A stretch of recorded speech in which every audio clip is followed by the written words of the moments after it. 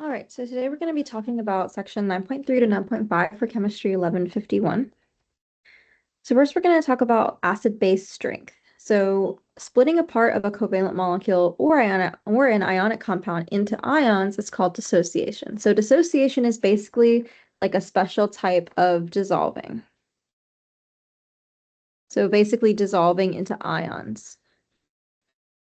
We can dissolve just into regular molecules, but once we dissolve into ions, it can be it's called dissociation.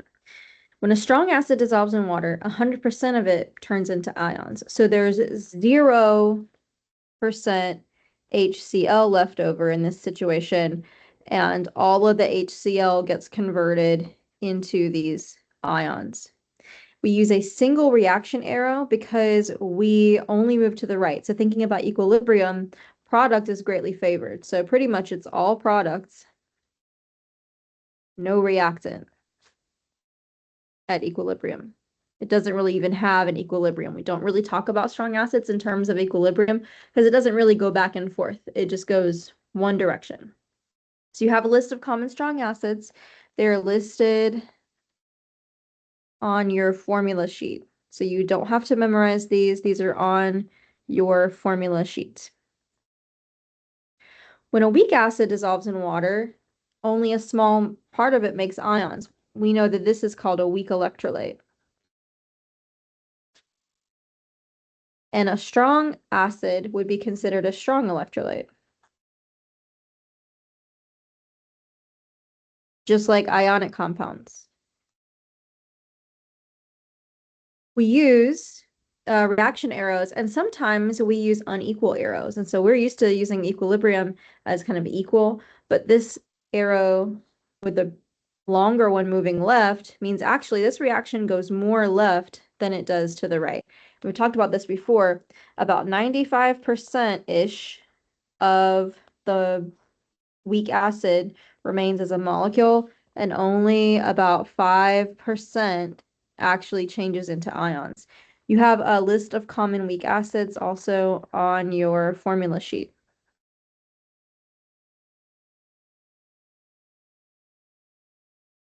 So just as a little summary, strong acids completely break into ions, so you will not see any of the acid together as a molecule in a particulate diagram. And here we see the acid together as a molecule most of the time. And then sometimes we'll see these little hydronium ions and the acetate ions. Mostly it's undissociated or basically molecules. So undissociated acid would be as molecules, not as ions. Same thing with bases. Strong bases, 100% make ions. These are strong electrolytes. Weak base, small amount make ions. That's a weak electrolyte. You have a list of the strong bases and weak bases on your formula sheet as well. And again, weak bases, we see them totally break apart. Or sorry, strong bases, we see them totally break apart. Weak bases, we see them mostly undissociated or mostly as molecules still. So same thing, just with bases. So a strong acid is so good at its job.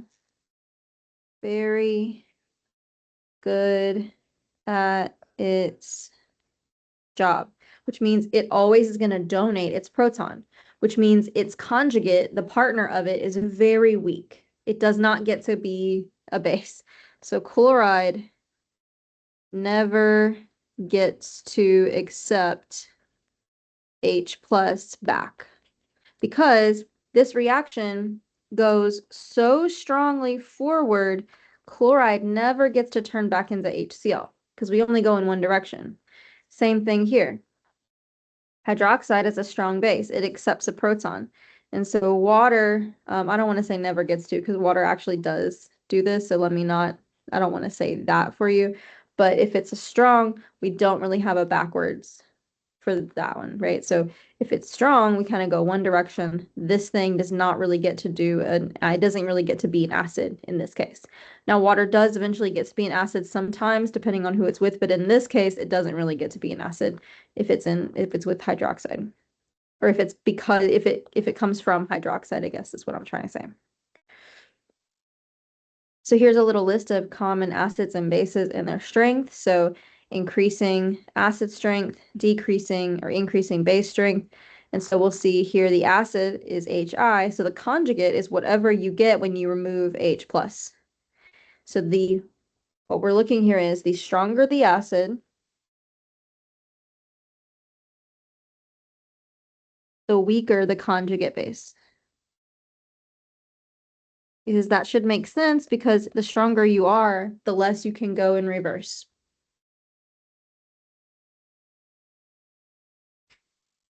And so here we can kind of think about using the equilibrium to tell us a strength. So if it goes more forward, that's a stronger acid or a stronger base. So if the products are favored, then these things, they don't get to go backwards as much. So they'll be a little bit weaker. So if you're stronger in the forward direction, think about it as like they're pushing against each other. Stronger push this way, weaker push this way. So these are weaker and these are stronger. If when you have stronger acids and bases, you're gonna go toward the right if you have as the reactants. If you have stronger acids and bases of the products, then you would go more towards the left. This is what it's going to show. So depending on kind of where your strength is, imagine it's pushing that direction more. And we're not going to get too much into like the reactants and products favored, but just so you know, like if you have a stronger acid or base as your products, it's going to push to the left. If you have a stronger acid or base as a reactant, it's going to push more to the right because it's stronger. So this product is asking us who is favored in the following acid-base reaction. So HCN and OH, Cn minus, and H2O. So we need to just look and see who is stronger out of these. So who is a stronger acid or base here? So if we look at 9.1, we're asking which is stronger. We're going to let's think about the acids. So our conjugate acid is water and our regular acid is HCN. So we're going to compare these two acids to each other. If they're going to fight, who's going to win that fight? So if we go back to the table,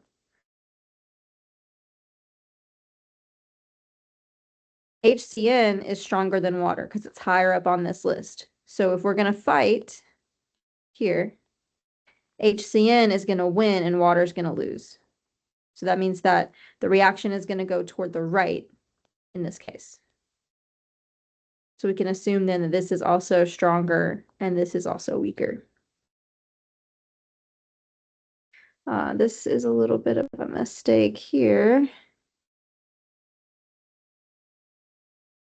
So it should be equilibrium.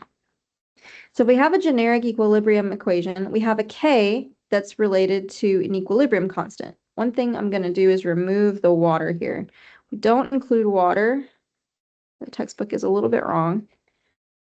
No liquids, gases, or no liquids or solids. We can put gases in aqueous, but no liquids or solids in the K expression. So we don't actually include water because you cannot have a molarity or a concentration of something that's pure. It just is pure. We call this the Ka and think about A as acid. So a generic acid equation is hydronium and then whatever the anion is. This is your conjugate base, remember, over the concentration of the original acid. No water. And here they do, I don't know why they multiply both sides by water. Don't worry about this part with the water. Just don't include water because it's a liquid. That's easier. So stronger the acid, larger the K value, because larger K value means more products at equilibrium. And if it's more products at equilibrium, that means that whoever is pushing to the right was stronger. So you think about the arrow kind of going like that, right? So if you have a smaller Ka, that means you have a weaker acid. Because maybe you have more reactants, and so maybe your arrows look more like that, where it's a bigger push to the left. So we can rank the strength of an acid with its Ka value. And we're looking at Ka values, be very careful because we're looking at negative exponents. -2 is larger than -13. Think about your bank account. -2 is better than -13. It's bigger. It's less negative, so it's less in the hole. So getting us into what we need to know for our next math, you need to understand that water does this weird thing where it acts as an acid and a base. We've seen water act as an acid and a base in the presence of other acids and bases, but water also does it by itself. So water can donate an H to itself, creating hydroxide and hydronium. And it doesn't do this very well. You can see that it really goes to the left here. So the K is very small. So you don't have to worry about your water doing this and like being super acidic or super basic. So water is basically neutral. Water is neutral. But because it only does this a little bit and it does it in even amounts. So acid stuff, base stuff, it makes the same amount of acid base stuff. So it's essentially neutral. So the Ka for water, and again, we don't use, just ignore this one because we don't use the liquid. We don't need to multiply both sides by H2O. We're just going to ignore liquid. I don't know why the textbook is doing this, making it hard for you. Ignore liquids and solids when we do Kas. We call this Kw for water, and this is the ion product constant for water. You just can recognize it as Kw. And the number is 1 times 10 to the -14. It's very small, so that water does not do this very well. But we can do this. So when water is like this, if it's neutral, that means that both the hydronium and the hydroxide are the same, so they're both going to be 10 to the -7. And so this is going to be important because it's going to help us figure out things about pH later. So just know that the Kw, I would know, I think it's on your quick formula sheet, but this equation and then what number it is going to help us. We're going to plug numbers in to here and get numbers out, and then plug this number in. Like you can do all kinds of algebra with this. So here's how we rearrange it. So if we know the hydronium, we want to know hydroxide, rearrange this, divide both sides by hydronium, and then you plug in your K value. Same thing if you want to find your hydronium. So here are these equations. I'm not sure exactly, I need to look at your formula sheet to see exactly what you have on there, but you should be able to take this equation and then get these equations depending on what you're trying to solve for. So let's do some math. If I have hydronium at 10 to the -5, what would hydroxide be? So we would just plug in the hydronium, the 10 to the -5 molarity as our hydronium, and then we would get an answer. That's going to be our molarity of hydroxide. Oh, I didn't tell you what these brackets meant, did I? So let me tell you what the brackets mean, but let's go back to when I first see the brackets. Oh yeah, we talked about the brackets because we have done Ka before. So just as a reminder, brackets of something mean molarity of that thing, whatever's in there. So we would put a unit of molarity for hydroxide here as we saw for the concentration of hydroxide. So, and then we can compare. This is the acid stuff. This is the stuff that acids make, right? And this is the base stuff. This is the stuff that bases make. So we can compare the two numbers. If our acid stuff is 1 times 10 to the -5 and our base stuff is 1 times 10 to the -9, acid stuff is bigger than base stuff because -5 is bigger than -9. So overall the solution is acidic. So you can actually measure just one of these and then compare the two and see, is your solution overall acidic? Any solution that has water in it, you can do this math for. So this is a cup of coffee, for example. It's got water in it. Because it has water in it, water's in there doing this little reaction, and you can measure these two things. So water by itself would be neutral. They both would be 10 to the negative 7.